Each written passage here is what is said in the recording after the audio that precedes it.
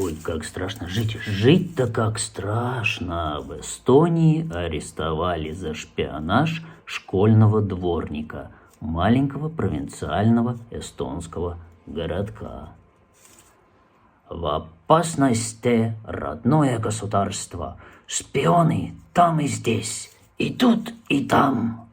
И супердворник с маленькой гимназии метлой наперевес напополам с уборкой мусора узнал большую тайну, что есть в Эстонии какие-то войска, что есть в Эстонии 500 солдатов НАТО под управлением голландца-мудака.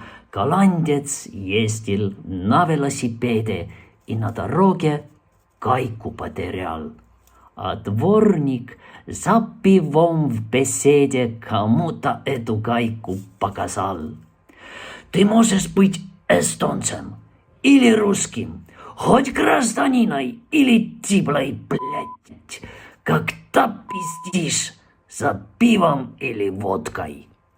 Ты бдительность не должен потерять.